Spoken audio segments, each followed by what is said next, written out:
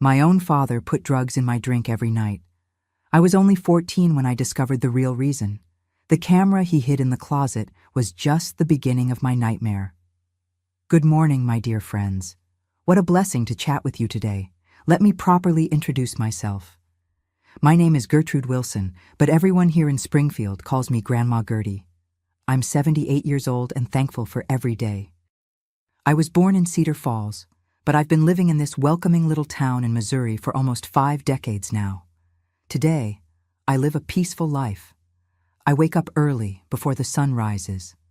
I love watching the day begin while I prepare my strong black coffee, just the way we old-timers in the Midwest enjoy it.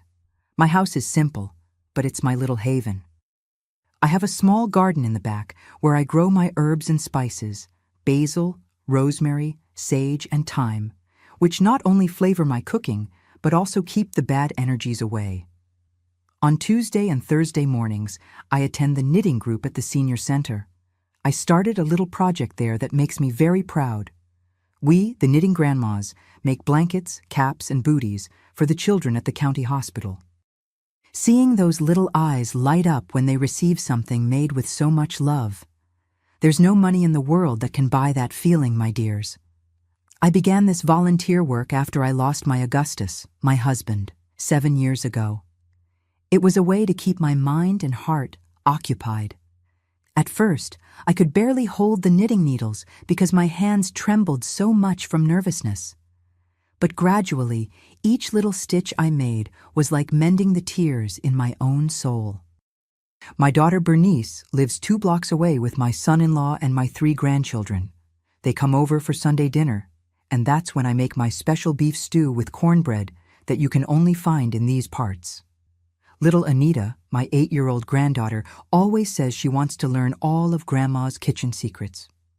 As for Lucas and Matthew, the 12-year-old twins, they prefer listening to stories from the old days while devouring the biscuits that come fresh from the oven. From where I'm recording, I can see Springfield's blue sky through the window. There's a mulberry tree in the yard that I planted when I first arrived here. Just imagine how much that mulberry tree has witnessed, almost as much as I have. Sometimes I sit in the rocking chair on the porch, look at it, and think about everything I've been through to get here. Oh, my dears, before I continue with my story, I'd like to ask a little favor. If you're enjoying listening to me, please hit that like button, okay? And subscribe to the channel so you don't miss any of the stories that Grandma Gertie has to share. It helps me so much, you know? And you, my loves who are watching me now, tell me in the comments, from which little town are you listening to me? And what time of day did you find this chatty grandma? Are you having your morning coffee, or perhaps an evening tea like mine? I always read all the comments and I'm so happy to know where you're from. Let's create a circle of affection. You know, today, I want to share a difficult story with you, one of those that we keep tucked away in the deepest drawer of our memory. It's about betrayed trust, and how, even in the darkest situations, God always illuminates a path for us to follow. It wasn't easy to live through what I lived through, and it's even harder to tell.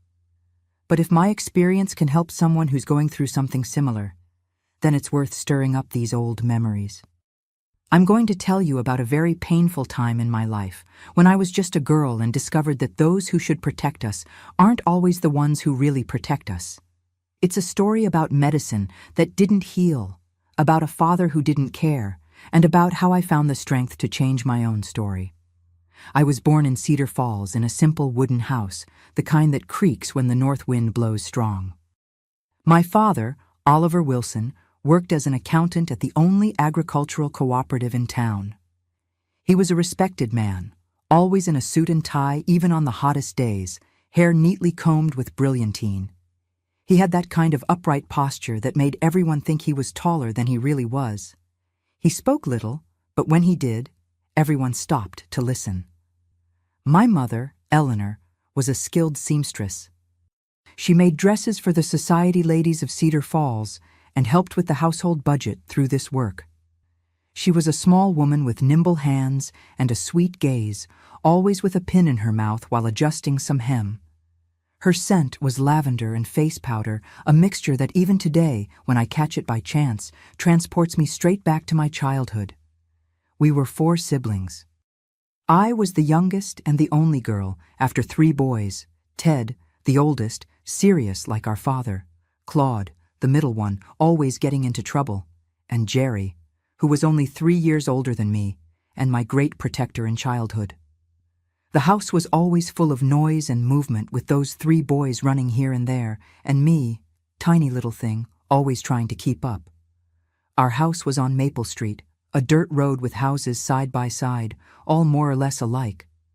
The backyard was large, with a lemon tree, a grape arbor, and a vegetable garden that my mother tended with all her care. In the back was a chicken coop where I loved to go collect the still warm eggs that had just been laid.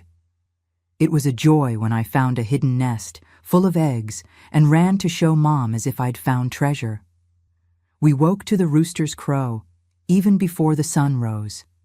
Dad left early for work, always after drinking the strong black coffee that Mom prepared. We children had milk with cornmeal and went to school, which was about a 20-minute walk away. In winter, which is quite harsh in the north, Mom would heat a brick in the wood stove, wrap it in cloth, and place it at the foot of the bed to warm our feet. What a luxury! At school, I was diligent. I always liked to learn. I had a teacher, Mrs. Irene, who said I had beautiful handwriting and chose me to write on the blackboard. How proud I felt. The boys didn't like school as much. Ted made an effort, but Claude was always being punished for misbehaving, and Jerry just wanted to play ball in the field. In the afternoons after school, I helped my mother with the housework. She taught me to sew from an early age. I started making doll clothes and gradually learned more difficult stitches. While we sewed, she told stories about the family, about when she was a young woman, about how she met my father at a church social. She said he was the most elegant young man in the hall, and that when he asked her to dance, she already knew she was going to marry him. On Sundays, we all went to service at the Methodist church. Afterward, it was barbecue day in the backyard. Dad grilled the meat, always demanding silence to concentrate on getting it just right, as he said. The whole family gathered: uncles, cousins, grandparents. Grandma Matilda, my father's mother, always brought a banana bread with streusel topping that would make your mouth water. Grandpa Ernest played the accordion and led old songs in German, a language he insisted should not be lost in the family. The games of my childhood were simple, but we had so much fun. We played marbles, hide and seek, jump rope. There was a game we loved called Pass the Ring, where we sat in a circle and passed a little ring hidden between our hands. Whoever had to guess where the ring was stood in the middle, and if they were wrong, they had to do a forfeit. My best friend was Irma, the daughter of the general store owner. She was a freckled girl with long braids who knew all the news in town because she overheard adult conversations in her father's store. We spent hours playing house in the space under the back stairs, where we arranged our rag dolls, made by my mother, and served pretend tea in broken cups we got from the kitchen. Life went on like this, peaceful and simple, until my mother began to fall ill. I was 11 years old when she had her first symptoms. It started with fatigue, then came chest pains, a cough that wouldn't go away. Dr. Gentry, the only doctor in town, came to our house to examine her. I remember him listening to her chest with that cold instrument, the stethoscope, and then talking to my father in a low voice in the hallway. They thought I didn't understand, but I knew it was something serious by the way my father ran his hand through his hair, in a nervous gesture I had never seen before. The diagnosis gradually became clear: tuberculosis. In those days, it was a disease that frightened everyone. Mom grew weaker, thinner, her skin almost transparent. My older brothers, Ted and Claude, were already working outside the home, Ted as an assistant at the same cooperative as Dad, and Claude at an auto repair shop. Jerry and I were the only children still at home. My father changed after Mom got sick. He became more silent, more closed off, as if he kept everything inside. Sometimes I caught him looking at Mom with an expression I couldn't decipher, There was pain, yes, but also something more that I only understood much later. When I was 13, on a cold afternoon in June, my mother passed away. I remember the heavy silence that fell over the house, the absence of the sound of her sewing machine, the emptiness that remained in the place she occupied at the table. But mostly, I remember how my father looked at me at the funeral with a strange intensity and said, "Now it's just us two, Gertrude. You're the woman of the house now." Those words should have been comforting, but I felt a shiver run down my spine. I didn't understand at the time, but something had changed forever. In the months that followed, my father sent away my brothers, one by one. Ted was transferred to work at a branch of the cooperative in Burlington. Claude found a better job in Des Moines and moved there. Even Jerry, who was still young, was sent to live with Grandma Matilda in Dubuque to continue his studies at a better school. And so, before I even realized it, it was really just the two of us in the house, me and my father. That's when that strange nightly routine began that would change my life forever. It started right after my 14th birthday. I remember well because I received a light blue dress from my father as a present, the first that wasn't sewn by my mother's hands. "A young lady needs to dress like a young lady," he said, with a look that made me uncomfortable. At that time, I was studying at Lincoln Elementary School and always returned home before dark. The arrangement was that I would take care of the house as my mother had done, cleaning, washing clothes, cooking. It wasn't easy for a girl my age, but I tried hard. I wanted everything to be in order when my father came home from work. At home, my mother's presence was still strong. Her clothes were still stored in the closet, her thimble and needles still in the sewing box in the living room. Sometimes I would open her wardrobe just to smell that scent of hers that was fading over time. Dad wouldn't let me touch her things. He said it was disrespectful to her memory. "Leave everything as it is, Gertrude. It's as if she were still with us." The first time I noticed something strange was on a Thursday. I remember it was Thursday because it was the day to clean the bedrooms. While tidying my father's room, I found, hidden in the back of a drawer, under socks and handkerchiefs, a brown envelope. Curiosity was stronger. Inside were some photos of women cut out from magazines, the kind that young men kept hidden. I quickly closed the envelope and put it back, my heart racing. I thought, every widowed man must feel lonely. In my innocence, I wanted to understand, to justify. Dinners were silent. Dad wasn't much for conversation, but after Mom died, he became even more withdrawn. He would comment on my performance with household chores. "The rice is too soft. This shirt isn't ironed well." I tried hard to improve, wanted so much for his approval. It was about a month after my birthday that the medicine routine began. That night, I was in the kitchen washing the dinner dishes when my father appeared with a steaming mug. "Gertrude, I prepared a tea for you. It's chamomile with honey, good for sleeping." I found it strange. Dad had never done anything in the kitchen before. This was women's work, as he used to say.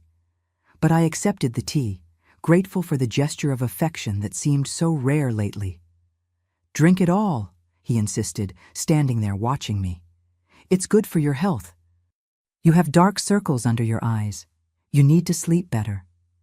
The tea had a bitter taste underneath that the honey couldn't completely disguise. But I drank it while he watched me intently. That night, I slept heavily, dreamless, a deep sleep like I hadn't had in a long time. The next morning, I woke up confused, with a heavy head, as if I had slept too much. My body was strangely sore. When I got up, I noticed that my nightgown was a bit crooked, not the way I usually slept. And there was a different smell in the room, like shaving lotion.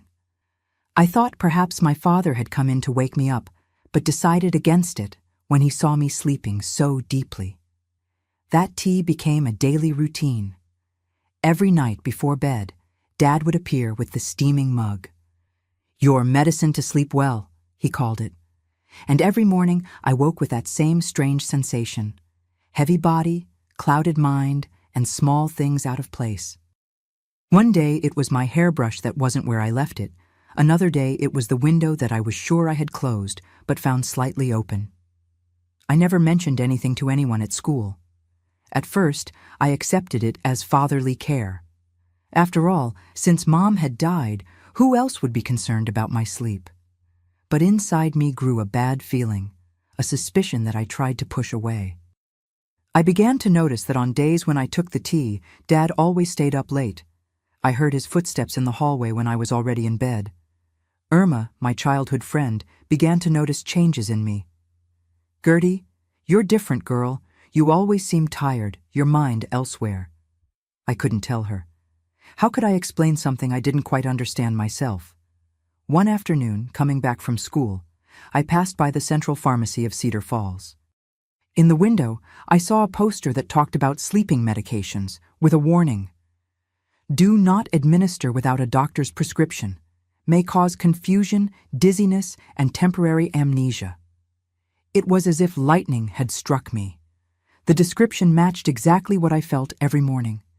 That day, I arrived home agitated, with 1,000 thoughts in my head. While preparing dinner, I almost burned the rice, so distracted was I. Dad arrived and, as always, hardly spoke during the meal. When finished, he picked up the newspaper and went to his armchair in the living room. Later, as usual, he appeared at my bedroom door with that mug. "Your medicine, Gertrude," he said, extending his hand. "To sleep well." I looked at the mug and then at him. For the first time, I noticed something in his eyes that gave me chills. It wasn't the look of a concerned father. It was something else. "Thank you, Dad," I said, taking the mug. "But I'm not sleepy tonight. I don't think I need it." His face hardened in an instant. "Don't be stubborn, girl. The medicine is for your own good. It will help with the nightmares." "But I haven't been having nightmares," I argued, feeling courage growing inside me. He took a step forward, intimidating. "Drink the medicine, Gertrude. I won't discuss this." I ended up giving in, intimidated. But as I raised the mug to my lips, I made a silent decision. I pretended to drink, keeping my lips closed, letting the liquid touch only the outside of my mouth. When he turned away for a moment, I poured some into the plant pot in my room. "There, Dad. I drank it all," I said, returning the mug. He took the empty container, examining it for a moment. He seemed satisfied. "Good girl. Now lie down and sleep well. I'll come later to check if you're all right." Those last words made my heart race. Check if I'm all right? Since when did he come to my room after I fell asleep? That night, I lay down as always, turned off the light, but remained alert. I pretended to be in deep sleep, breathing deeply and rhythmically like someone who is sleeping. Hours passed. I heard the living room clock strike 10, then 11. The house was quiet, just the usual night sounds, the wind in the shutters, the ticking of the clock, the occasional barking of a dog in the distance. Then, around midnight, I heard it. Slow, careful footsteps in the hallway, approaching my room. My heart raced, but I forced myself to maintain regular breathing, eyes closed, body still. The door opened with a slight creak. I felt his presence standing at the entrance, watching. He entered, and the footsteps approached my bed. I felt the mattress sink slightly when he sat on the edge. I wanted to open my eyes, scream, run, but fear paralyzed me. Then I heard a soft click, and another, and another. With my heart about to explode in my chest, I risked opening my eyes just a little, just enough to see through my eyelashes. The room was in dim light, illuminated only by the faint light coming from the hallway. And there was my father, sitting on the edge of my bed with something in his hands that at first I couldn't identify. Then he moved a little, and the faint light reflected on the object. It was a camera, small and black. He was photographing me while I slept. The horror of that revelation was like a punch to the stomach, but I managed to maintain the pretense of deep sleep. My father continued there for a few more minutes, taking a few more photos. Then, slowly, He extended his hand and pulled the blanket down, exposing my shoulders covered by the nightgown. Another click of the camera. "Beautiful like her mother," he whispered so softly I could barely hear. It was at that moment that I understood everything. The medicine was to leave me unconscious while I didn't even want to imagine what else he did besides taking photos. The confused mornings, things out of place, the crooked nightgown, the smell of lotion in the room. It all made a terrible sense now. When he finally left the room, quietly closing the door behind him, I let the tears escape. I cried silently, with my face buried in the pillow to muffle any sound. That night, I didn't sleep. I lay with my eyes open in the dark, feeling dirty, betrayed, violated by the man who should protect me. The next morning, I got up as if nothing had happened. I prepared breakfast, set the table. My father appeared, as always, dressed for work. "Did you sleep well, daughter?" he asked, with a smile that now seemed macabre to me. "Like a rock, Dad," I replied, avoiding his eyes. "Thanks to the medicine." The days that followed after my discovery were a waking nightmare. Each morning I woke up with a feeling of weight on my chest, knowing that at night everything would repeat itself. I continued pretending to take the medicine, but it became increasingly difficult to fool my father. He began to wait until I swallowed the last sip, carefully observing my throat to see the movement of swallowing. "Don't waste a drop, Gertrude," he would say, with that gentle voice that now caused me repulsion. "It's expensive, this medicine." There were nights when I couldn't avoid it. I had to drink the bitter tea under his watchful eye. On those mornings, I woke with that horrible feeling of emptiness in my memory, like hours stolen from my life. And small details always gave away his presence in my room. A strand of hair on my pillowcase that wasn't mine. The slight smell of cigarettes that he smoked. The drawer of my dresser closed differently than how I left it. At school, my performance began to decline. Teacher, Mrs. Celine called me after class one day. "What's happening, Gertrude? You've always been one of the best students, but now you can hardly pay attention. Is everything all right at home?" I wanted so much to tell, to open my heart to someone, but the words got stuck in my throat. The fear was greater. My father was a respected man in town. Who would believe me? "It's just tiredness, teacher," I replied, looking down. "I have many responsibilities at home since my mother passed away." "Mrs. I." Celine squeezed my hand between hers. There was sincere concern in her eyes. "If you need to talk, I'm here. Sometimes carrying a burden alone is too much for such young shoulders." I left her room with tears in my eyes. That small gesture of kindness highlighted even more the darkness in which I lived. At home, I began to notice other disturbing details. One day, while cleaning the little back room that served as storage, I found a box with the name of the town's photography shop, hidden under old tools. Inside, several envelopes with photo negatives. My heart raced, but I didn't have the courage to open them. I knew what I would find there. Another discovery came when I was ironing clothes. In the inside pocket of my father's jacket, I found a receipt from the same photography shop. Development of 12 photos, urgent. The date was just 3 days ago. The isolation became more intense. My father began to limit my outings, claiming concern. "A girl alone on the street isn't safe, Gertrude. There are many bad men out there." The irony of those words hurt me like a slap. Visits from Irma were discouraged. "That girl only brings gossip into the house," he would say. "Better to focus on studies and household chores." Even the rare visits I received from my uncles and cousins became less frequent. My father always found an excuse. I was sick, we had a commitment, the house was in disarray. Gradually, our world closed in on 4 walls, just him and me. I tried to write a letter to my brother Ted in Burlington, but I was never sure if it reached him. On the rare occasions when the phone rang and it was one of my brothers, my father answered and spoke for me. "Gertrude is busy now," or "She's already gone to bed. She has school early tomorrow." The winter of 1961 was particularly harsh in Cedar Falls. The long, cold nights made my isolation even more painful. It was during this time that my father began to take the medicine on trips. "We're going to visit Uncle Alfred in Peoria this weekend," he announced one Friday. "Pack your things." Uncle Alfred was my father's brother, a quiet man like him. He had lived alone since his wife left him years ago.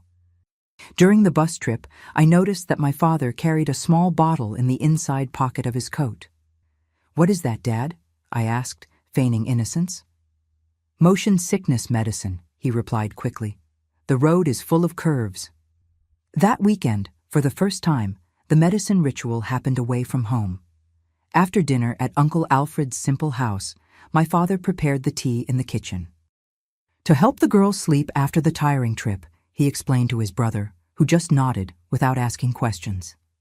The next morning, I woke up in the same mental confusion, but in a strange environment, the guest room at Uncle Alfred's house. The door was locked from the outside. When I was able to get out, I found my father and uncle in the kitchen, talking in low voices. They stopped abruptly when they saw me. "Did you sleep well, daughter?" my father asked, with that smile I already knew. "Yes, Dad," I replied automatically. That morning, while washing my face in the small bathroom of the house, I noticed something that froze my blood, a purple mark on my arm, as if someone had held me with force. What else happened while I was unconscious? On the way back home, I remained silent on the bus, looking out the window at the gray landscape of the northern winter, feeling increasingly trapped in an invisible web. The weeks went by, and I noticed subtle changes in my father's behavior. He seemed more confident, less careful. One night, I found a notebook under his mattress while changing the sheets. Inside were notes, dates, times, and short descriptions. Gertrude in blue, G. With hair down, G sleeping on her side. It was a macabre record of his nightly photography sessions. The worst moment came when one day I returned early from school because of a heavy rain. The house seemed empty, but I heard noises in my father's room. The door was ajar. I looked through the crack and saw something that would mark me forever. He was sitting on the bed, looking at photographs spread out on the bedspread. Photographs of me, sleeping, in different positions. Some taken so close that they showed only parts of my body, hands, neck, legs. In some, I noticed with horror, my nightgown was in different positions than the ones I wore for sleeping. I backed away silently, my heart pounding against my ribs. I locked myself in the bathroom and vomited. When I managed to compose myself, he had already put everything away and was in the kitchen, as if nothing had happened. That night, I made the decision that would change my life. I couldn't continue like this. I felt that each day he was becoming bolder, and I feared what might happen next. At school, during the break, I searched the library and found a book about medicinal herbs. I looked for information about plants that cause deep sleep, trying to understand what he put in my tea. I suspected belladonna or henbane, herbs that grew in the fields around town and which, according to the book, caused the same symptoms I felt: confusion, drowsiness, dry mouth, blurred vision. One afternoon when I went to the town center to buy sewing thread, I passed by Mr. Arnold's electronics store. In the window, I saw something that caught my attention: a small cassette tape recorder. It was expensive, costing almost all the money I had saved doing small sewing jobs for neighbors, hidden from my father. But I didn't hesitate. "It's to record the classes," I explained to Mr. Arnold, who looked at me curiously. "To study better for the tests." He explained to me how the device worked, how to position the tape, adjust the volume, turn on the recording. I left the store with the recorder hidden at the bottom of my bag, feeling for the first time in a long time a spark of hope. That same night, I prepared my trap. I hid the recorder under the bed, strategically positioned to capture sounds in the room. I tested it several times to make sure it worked well. When I heard my father's footsteps coming from the cooperative, I carefully put everything away and went to prepare dinner, as if nothing had changed. During the meal, he commented that I seemed different. "There's something in your eyes today, Gertrude. You look like your mother when she was plotting something." I felt a chill down my spine, but kept a neutral expression. "I'm just tired, Dad. We had a math test today." He studied me for a few more moments, then went back to eating in silence. Later, as usual, he appeared in my room with the steaming mug. "Your medicine, daughter." I took the mug, looking him directly in the eyes. "Dad, what's in this tea that makes me sleep so deeply?" His face hardened for a moment, but soon softened into a rehearsed smile. "It's just a special blend of herbs that the pharmacist recommended to me, to calm the nerves and ensure restful sleep. Why the question?" "Curiosity," I replied. "Sometimes I wake up feeling dizzy." "It's normal," he said quickly. "Effect of deep sleep. Now drink, before it gets cold." I took a small sip, keeping the rest trapped in my mouth. When he turned to adjust my blanket, I discreetly spat it into the handkerchief I had prepared in my robe pocket. I finished the theater, returning the apparently empty mug. "Good girl," he said, running his hand through my hair in a gesture that caused me repulsion. "Sleep well." As soon as he left, I rushed to turn on the recorder under the bed and lay down, pretending to quickly fall asleep. My heart was beating so hard that I feared it could be heard by the device. It was now or never. Tonight, finally, I would know the whole truth about Daddy's medicine. That night, lying in the darkness of my room, I waited. Each minute seemed like an eternity. The tick-tock of the clock in the living room echoed through the silent house. I kept my eyes closed, my breathing controlled, pretending the deep sleep that the medicine should have caused. The recorder hummed softly under the bed, imperceptible unless someone specifically looked for it. When the living room clock struck 11, I heard the familiar footsteps in the hallway. Slow, cautious. The wooden floor creaked slightly under his weight. The doorknob turned with a soft click, and the door opened. I felt his presence even before I heard his breathing. He stopped at the entrance, observing. My heart was beating so hard that I feared he could hear it, but I maintained the pretense of sleep. The footsteps approached the bed. The mattress sank when he sat on the edge. I smelled his scent, shaving lotion and cigarette. Then came the familiar click of the camera. "Perfect," he whispered, so softly I almost didn't hear. "So much like her." My stomach turned with the implicit mention of my mother, but I remained still. Then something different happened. I felt his fingers touch my hair, moving a strand away from my face. Never before had he touched me during these nighttime sessions. At least not that I remembered. The revulsion grew inside me, but the fear of being discovered was greater. I remained motionless while he continued stroking my hair. "Eleanor," he murmured, calling my mother's name. "Return to me through her." The horror of that revelation was almost too much to bear. My own father saw my mother in me, and that fed his sick obsession. I wanted to scream, run, but I forced myself to continue pretending. The recorder needed to capture everything. He continued for a few more minutes, taking photos, murmuring words I could barely make out. Then, something unexpected. He began to speak louder, as if having a conversation. "See, Eleanor? She's the spitting image of you when you were her age. The same hair, the same nose." His voice had an almost accusatory tone. "You left me, but you gave me her. A version of you who won't run away from me." I realized with horror that he was talking to my dead mother as if she could hear him, as if I were some kind of substitute for her. "The medicine works well," he continued, now in a conspiratorial tone. "She doesn't remember anything in the morning. I can do whatever I want, and she'll never know." Those words pierced through me like a knife. What else did he do besides taking photos? What happened on the nights when I really took the medicine and lost consciousness? Nausea rose in my throat, but I swallowed hard, determined not to show any sign of being awake. Then came the moment that would change everything. He leaned over me, his face so close that I could feel his breath on my skin. Soon, he whispered. I won't need the medicine anymore.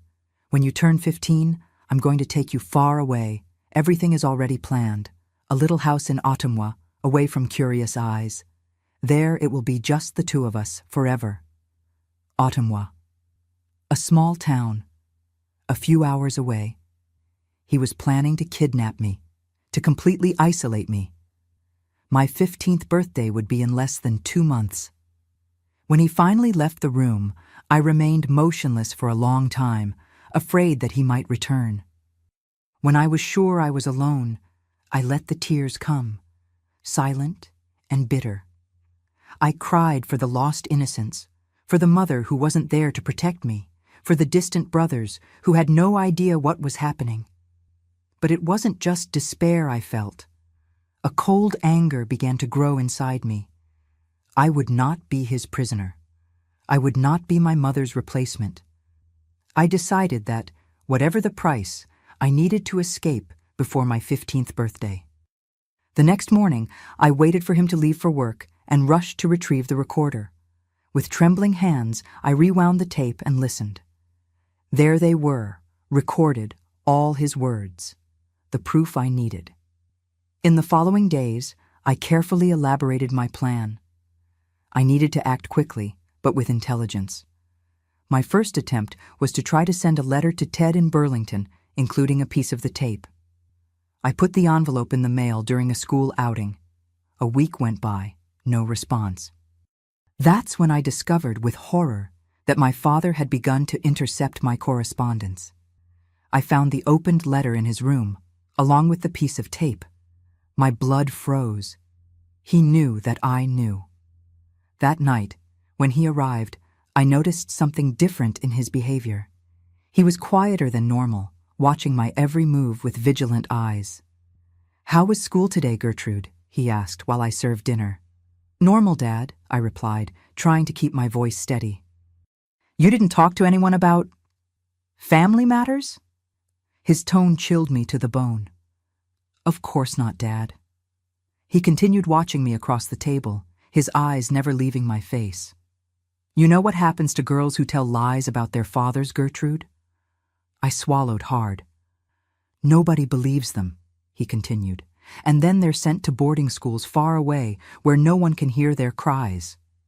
It wasn't just a veiled threat, it was a promise. If I tried to denounce him, he would use his respected position in the community against me. It would be my word against his, and who would believe a disturbed teenager grieving for her mother over an honest, hard-working accountant? That night was the worst of all. He didn't bring the medicine, but locked my door from the outside. I was trapped in the room, listening to him walking around the house, moving things, opening and closing drawers, preparing something. Fear consumed me. The next morning, he entered my room before the sun even rose, carrying 2 suitcases. "Change of plans," he announced, throwing one of the suitcases on my bed. "We're traveling today. Pack your things, just the essentials." "Travel where?" I asked, my voice barely coming out. "To our new home," he replied, with a smile that didn't reach his eyes. "That special place I told you about. Otumwa." He had advanced his plan. I would have no more chance to escape if I left that house with him. I needed to do something now, immediately. "Can I go to the bathroom first?" I asked, trying to buy time. He hesitated for a moment, then nodded. 5 minutes. In the bathroom, I locked the door and rested my hands on the sink, breathing deeply, trying to think. That's when I noticed, through the small pivoting window, the familiar figure of Mrs. Adele, our neighbor, hanging clothes on the clothesline in the yard next door. "She always woke with the chickens," she used to say. In a desperate impulse, I turned on the faucet to disguise any sound and dragged the small stool from the corner to the window. I climbed on it, opened the window as much as I could, and called, with an urgent but controlled voice, "Mrs. Adele, help! My father is taking me away by force. Call the police, please." The elderly lady looked around, confused, until she located me. "Gertrude? What is it, child?" "Please," I begged, tears now flowing freely. He's going to take me. I have proof. A recording. It's hidden under the loose board near my bed. Please believe me. At that moment, I heard my father's heavy footsteps in the hallway. Gertrude, what are you doing in there? The doorknob turned violently, but the door was locked. He started banging hard. Open this door right now. I looked one last time at Mrs. Adele, whose face had gone from confusion to concern. Help, I repeated, before closing the window and getting down from the stool. When I opened the door, my father was livid with rage. What were you doing? He demanded, grabbing my arm forcefully. Nothing, Dad. Just getting ready for the trip. His eyes narrowed in suspicion. He pulled me down the hallway to the room, ordering me to pack my things immediately. While putting some clothes in the suitcase, my hands were trembling. I had made my desperate last move. Now everything depended on Mrs. Adele believing me. I didn't have to wait long. We were still in the room when we heard loud knocks on the front door. My father froze. Who's this at this hour? He muttered, more to himself. The knocking became more insistent. Then an authoritative male voice. Mr. Wilson, police, open the door, please. I will never forget the expression on my father's face at that moment. A mixture of anger, fear, and surprise that distorted his features until he seemed like a stranger to me. Don't make any noise, he ordered in a low voice, squeezing my arm hard. I'll handle this. The knocking on the door continued. Mr. Wilson, open the door immediately. He pushed me into the closet in my room. Stay in here and don't make a sound, understand? If I hear your voice, you'll regret it. He locked me in the dark closet and left the room. I heard his hurried footsteps down the hallway, then his voice, suddenly calm and controlled, when he opened the front door. Good morning, officer. Is there a problem? From the dark closet, I couldn't hear the response clearly, just murmurs. My heart was beating so hard that I feared they could hear it through the wood. Had Mrs. Adele really called the police? Had they understood the gravity of the situation? The voices grew louder. They seemed to be arguing. I heard my father protest. This is absurd. My daughter is sick, delirious with fever. The neighbor misunderstood everything. Then I heard heavy footsteps down the hallway, approaching my room. The door opened with a bang. Gertrude! Called an unfamiliar male voice. Gertrude Wilson, are you here? I banged on the closet door with all the strength I could gather. In here! He locked me in the closet! Seconds later, the closet door was opened. A man in a police uniform was there, along with Mrs. Adele, who had a face pale with concern. My child, what happened? She asked, extending her arms to me. I staggered out of the closet and fell into her arms, trembling uncontrollably. The words came out in a torrent. He gives me sleeping medicine every night, takes photos of me, talks as if I were my mother, was going to take me away today, to Ottumwa. The policeman, who I later learned was called Sergeant Quinn, looked at me with a mixture of shock and compassion. The recording, I managed to say between sobs. Under the loose board, near the bed. He nodded to a younger colleague who accompanied him, who immediately began to examine the floor around my bed. Found something, announced the young policeman after a few minutes, lifting a board that always creaked when I stepped on it. From underneath, he took the small cassette tape recorder that I had hidden days before with the second tape, the one I hadn't sent to Ted. My father was taken to the police station that same day. As the officers led him out, he gave me a look that I will never forget. It was no longer anger, but a kind of desperate plea, as if I were betraying him somehow. I turned my face away, unable to sustain that gaze. Mrs. Adele stayed with me the whole time. It was she who welcomed me into her home for the first nights, while the authorities decided what to do with me. It was she who held my hand when I had to testify, telling horrible details of those nights under the effect of the medicine. And it was she who insisted that they locate my brothers. This girl needs her family now more than ever, she said to Sheriff Mendez, a middle-aged man with tired but kind eyes. The recording was crucial. When the police listened to it, there was no doubt about my father's intentions. His words, recorded on that fateful night, revealed not only the abuse, but the plan to take me to Ottawa, far from anyone who could help me. During the investigations, they discovered the hiding place of the photographs. Hundreds of them, taken over months, some so disturbing that the police refused to show me.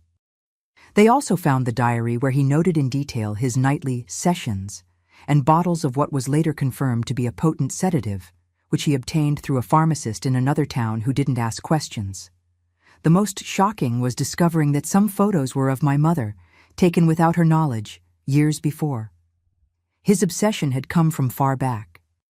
Perhaps she had suspected something in the end. Perhaps that's why she always seemed so sad and distant in the last months before she became ill. I will never know for sure. The news spread quickly through Cedar Falls. The respectable accountant, the dedicated widower, the exemplary father, now exposed as the monster he really was. Some refused to believe, of course. In small towns, people prefer to close their eyes to the evil that occurs behind closed doors. But the evidence was undeniable. About a week after everything came to light, my brother Ted arrived from Burlington. I had never seen him cry, not even at our mother's funeral, but when we met at Mrs. Adele's house, he broke down. He hugged me so tight I could barely breathe. "Forgive me, Gertie," he sobbed, using the childhood nickname I hadn't heard in so long. "I should have noticed, should have protected you." "It wasn't your fault," I replied, feeling an immense relief to finally have someone from my family by my side. Nobody suspected. In the days that followed, Claude came from Des Moines, and even Jerry managed to get leave from school in Dubuque to see me. Reunited again after so long, we cried together for the lost innocence, for the mother who left us too early, and for all that we could have been as a family if circumstances had been different. It was Ted who made the decision. "You're going to live with me and Laura in Burlington," he declared, referring to his wife whom I barely knew. "We'll enroll you in a new school, where nobody knows about this story. You can start over." The idea of leaving Cedar Falls, a place now loaded with painful memories, was tempting. But there was one person from whom it would be difficult to say goodbye. "Can I visit Mrs. Adele from time to time?" I asked. "Of course you can," replied Ted, squeezing my hand. "That lady is an angel. If it weren't for her—" He didn't need to complete the sentence. We all knew what would have happened if Mrs. Adele hadn't believed me on that desperate morning. My father's trial took place a few months later. I was spared from attending thanks to the intervention of Mr. Cannon, a lawyer friend of Laura's family who offered to represent our interests. The sentence, 12 years in prison.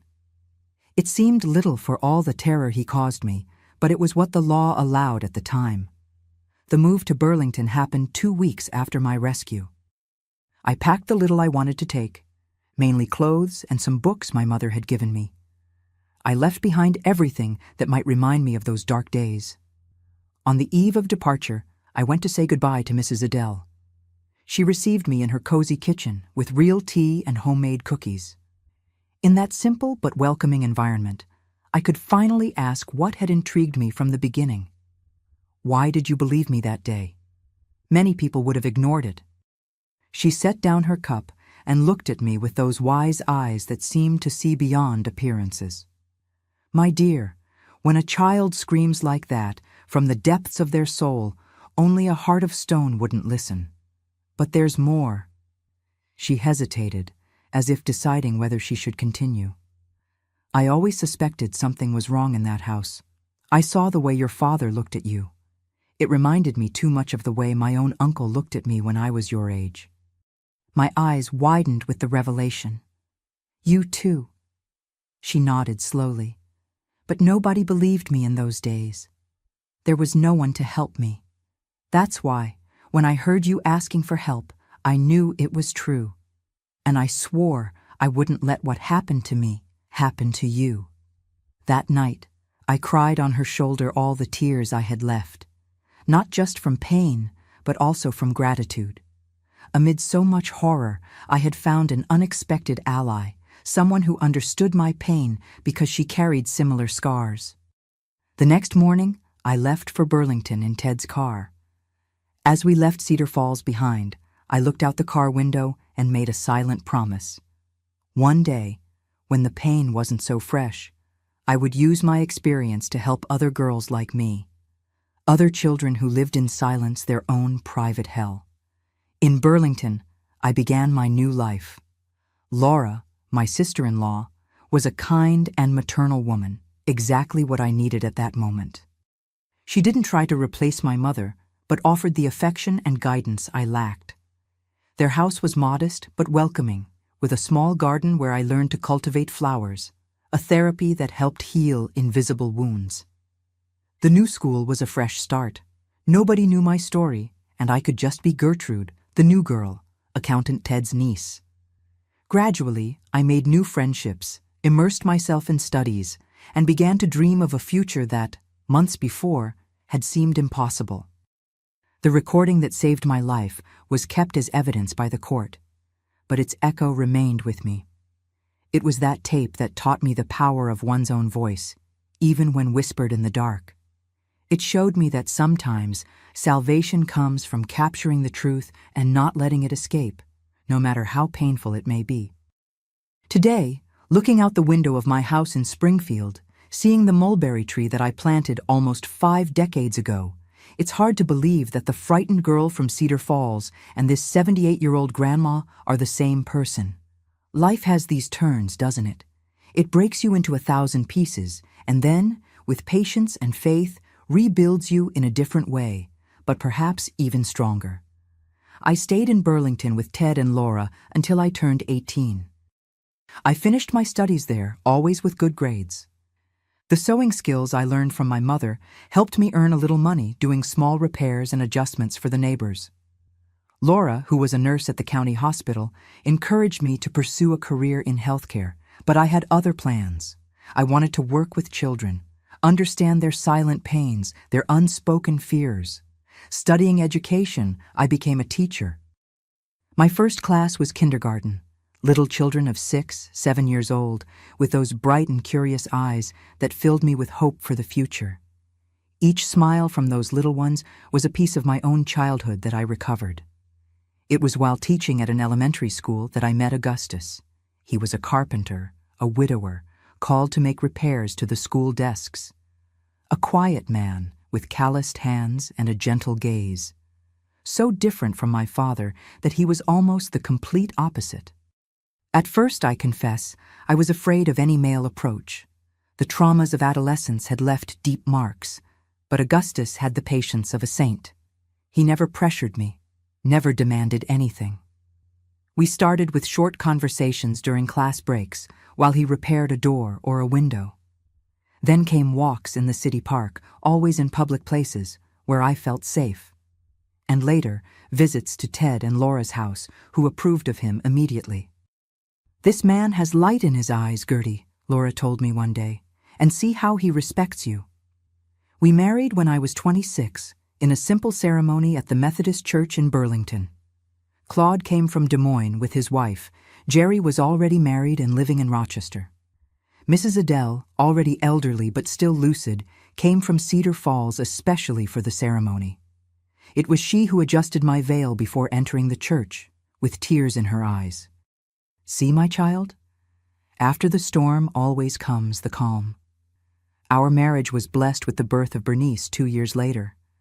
When I held my daughter in my arms for the first time, I swore that she would never know the kind of pain I knew, that she would grow up protected, loved, safe.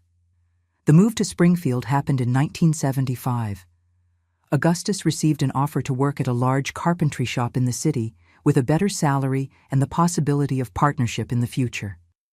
At the time, Bernice was only 6 years old, and I, at 28, was ready to start over once again. Springfield welcomed us with open arms, a city with strong German and Italian influences, full of hard-working and hospitable people. Soon I got a position as a teacher at Lincoln Elementary School, where I taught for more than 30 years until I retired. Our house on Cherry Street was built little by little, brick by brick. Augustus made almost everything with his own hands: the cabinets, the doors, the wooden floor that didn't creak like the one from my childhood. We planted the mulberry tree in the very first week as a symbol of our new beginning. "This tree will grow along with our family," said Augustus, and so it was. Bernice grew up, graduated in accounting, ironically the same profession as my father, but she never knew that.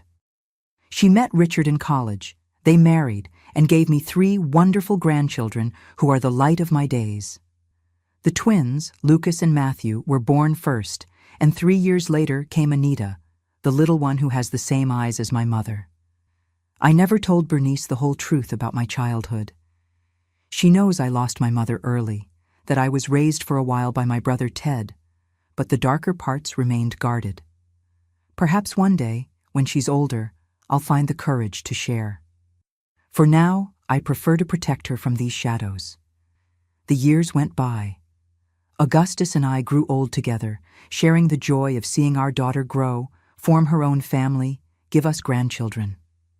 I retired from school at 58, after more than 3 decades teaching children to read and write, and more importantly, to recognize their own worth. When Augustus fell ill 7 years ago, I cared for him at home until the end. Pancreatic cancer, the kind that takes a person quickly. In 3 months he was gone, but he had time to say goodbye, to see the grandchildren one last time, to tell me how happy he had been by my side. I held his hand until the last breath, silently thanking for each day we had together. The pain of loss was immense, but different from that old pain of my adolescence. This was a clean, honest pain, a natural part of life. Mourning taught me that we can love deeply, even knowing that one day we will lose those we love. And that this possibility of loss doesn't diminish the value of love. On the contrary, it makes it even more precious. Today, my routine is peaceful. Besides the knitting group I mentioned, I participate in activities at the senior center here in Springfield. Twice a week, I volunteer telling stories in the pediatric ward of the hospital. Seeing those sick little children get excited about my stories, even if just for a few minutes, fills my heart with joy. My brothers are gone. First Ted, then Claude, and Jerry just 2 years ago. I am the last of the Wilson siblings, the guardian of the family memories, both the good and the painful ones. Sometimes, sitting in my rocking chair on the porch, looking at the mulberry tree that has witnessed so many years of my life, I think about how I managed to transform so much suffering into a peaceful existence. It wasn't easy, my dears. There were nights of nightmares, moments of sudden panic, scars that never completely closed. But there was also love, a lot of love, laughter, hugs, small daily joys that, added up, built a beautiful life. And that's what remains, in the end. Not the suffering, but the ability to overcome it. Not the darkness, but the light we eventually find, sometimes in the most unexpected places. My dear friends, when I look back and see everything I've lived through, I feel I need to share some words from the depths of my heart with you. Especially if you watching me know firsthand the pain I knew, or if you know someone who is going through this now. I learned that silence is the greatest ally of those who hurt us. That medicine my father gave me every night wasn't just to make me sleep. It was to silence my voice, my conscience, my power to react. When I finally found the courage to record his voice, to capture the truth, it was like recovering a little piece of my own existence that was being stolen. Fear paralyzed me for a long time. Fear that they wouldn't believe me, fear of losing the little I had left, fear of the unknown. But I discovered that as frightening as it is to face the monster, living under its domain is much worse. There are nights when I still wake up frightened, remembering the creak of my bedroom door opening in the darkness. But now I know that it was just a few years of a long and, for the most part, happy life. When you're at the bottom of the well, it seems impossible to see the light. I couldn't imagine a life beyond that house in Cedar Falls, beyond that daily terror. But life has a surprising ability to open paths where before we only saw walls. Mrs. Adele appeared when I needed her most. Then came Ted and Laura, and later Augustus, my companion for almost 5 decades. For a long time, I carried with me the shame of what happened, as if it were my fault somehow.